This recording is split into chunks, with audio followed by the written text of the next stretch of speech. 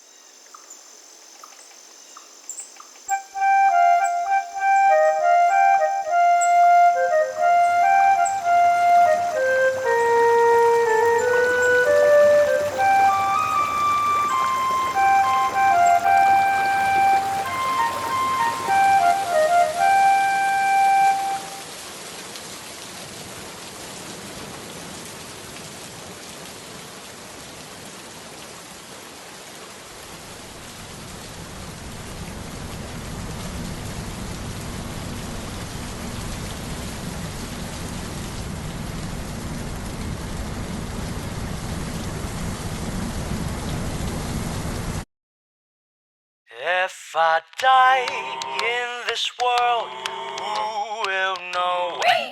Hey, my name is Jobby, and today we're taking a look at the Soul of Chogokin GX-78 Guardian Beast Dragonzord, also known as the Dragonzord. And for those of you who don't know, the Dragonzord is a Godzilla-shaped mecha from the original Mighty Morphin Power Rangers. And for more information on Power Rangers, and my ignorance of it, I recommend watching last year's Soul of Chogokin Megazord review, where I sing about dying passion to the tune of royalty-free jazz. When peace and happiness feels like fantasy, close your eyes and start remembering me. Now, some assembly is required out of the box, but it's easy enough. And once you get all that set up, you can clearly see that the painting and the sculpting on this figure is amazing. The design here is extremely faithful to its appearance in the show, and even looks pretty close to the original toy. But all the stickers of the original toy are now cleanly painted details. You know Bandai worked their sweatshop extra hard for this one, and the chrome here is extra shiny. But if my Soul of Chogokin Megazord is anything to go by, I'm afraid that won't be the case for very long. Maybe this is the result of dust and neglect, and it won't ever feel right again no matter how much I rub. That's not even getting into the other issues this figure developed over time. This will fuck us in the ass later. Going back to the Dragonzord, just accept the fact that you're gonna get your greasy fingerprints all over its shiny surface, especially if you're using the cold touch technique to locate its die-cast metal parts, which includes the head, not the face, shoulders, toes, and the bottom of the feet, and these connector pegs. All these parts give this figure a thick and heavy feel, and if a part's not die-cast, it's solid, durable plastic. Except these relaxed hands, they're grossly flexible, which allows you to pop them off their ball joints and replace them with this pair of stiff hands. Not only do these hands make them more of a Mechagodzilla reference, they also allow the arms to retract into the shoulder, obviously for something we'll talk about later. And speaking of these shoulders,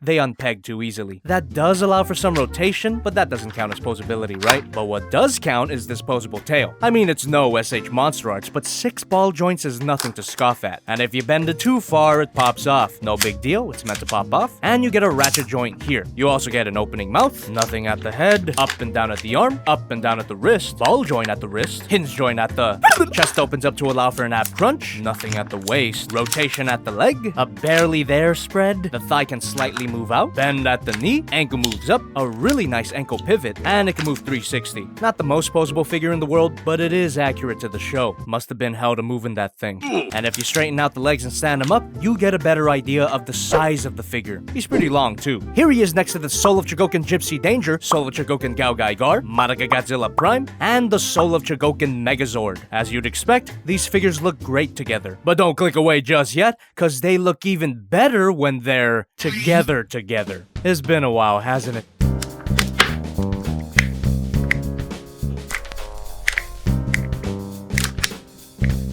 And to get the hands back out, you get these little levers that don't work most of the time. Better just to pull them out normally.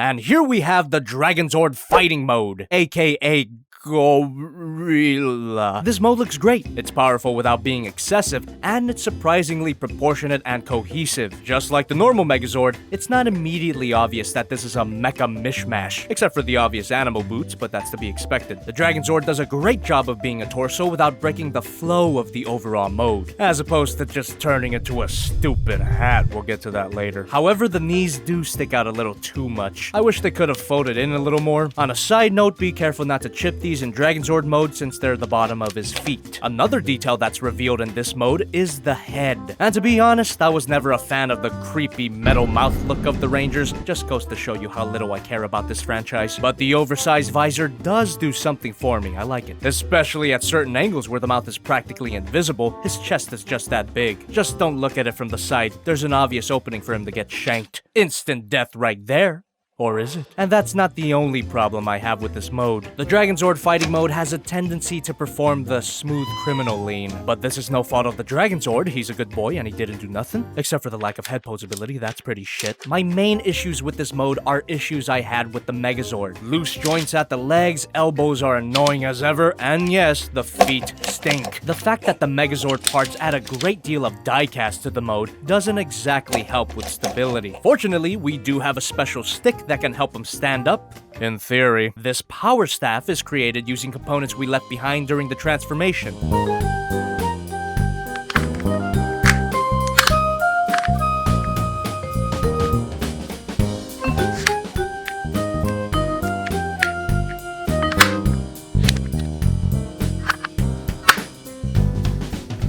And that does nothing at all to keep him up. He can barely hold it, the peg is so loose. Not to mention the staff itself is awkwardly proportioned. Impressive, sure, but imbalanced. Which is why you get this alternate piece. That allows you to assemble a more proportionate staff that's closer to the show. A little parts for me, yes, but I do prefer this staff. He even has a better grip on it thanks to this vertical handle design. That grip, along with the weight from these die-cast tips, provides an extra degree of stability to his unstable stance. Somewhat. It's a shame, since you get some articulation, everything that you've already seen from the Megazord minus the head and the waist. And the Dragonzord torso gives you everything we mentioned in the Dragonzord mode. But forget about posing him with the staff any other way than this. Unless you don't mind $600 worth of plastic falling on its stupid face. Being a combination of two figures, of course this guy is bigger than he was before. Here's Gypsy Danger, Gao Gai Gar, Madoka Godzilla Prime, and the Tyrannosaurus Dinozord. Overall, the Dragonzord Fighting Mode is a nice piece of fan service. It's a cohesive combined form that doesn't feel tacked on, unlike our final mode. To commence this shit show, I'll need to get the Megazord back to normal. I'll also need to sing about dying passion to the tune of royalty-free jazz. It's been a while, but my heart, it still hurts. Why won't all my regrets just leave me? I apologize for staring in your eyes, ignoring what I plainly couldn't see. The truth I must admit is love still exists, though I know it's quite hard to preserve. But a broken heart, a fire that won't start, is exactly what I deserve.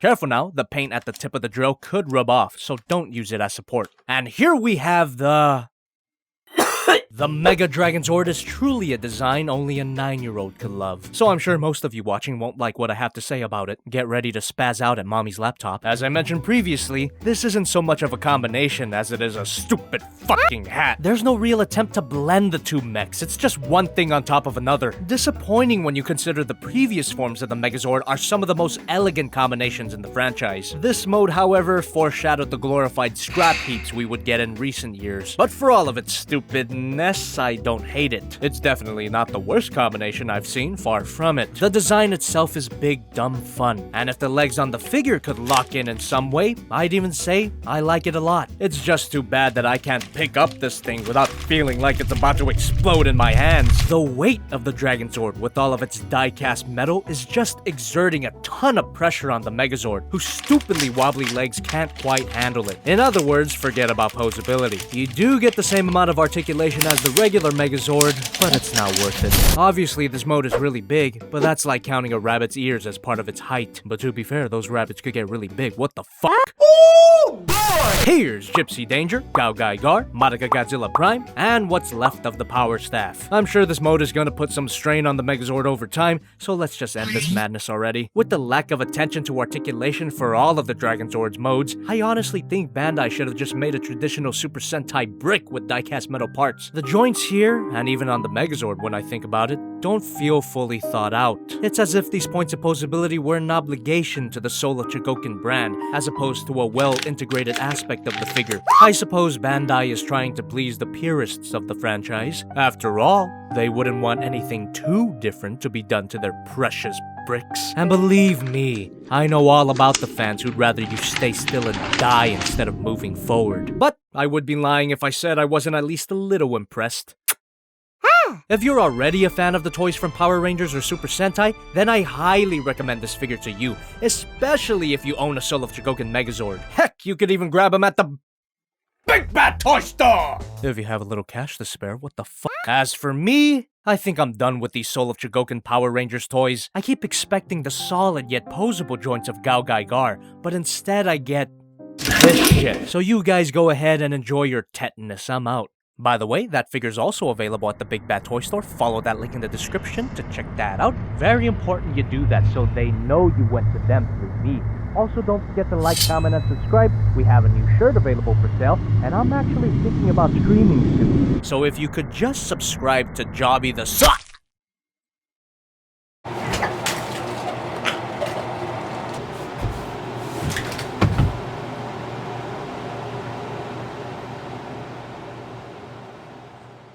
And the autumn wind starts to roll on in. It carries with it memories. And the winter nights leave no trace of light in me.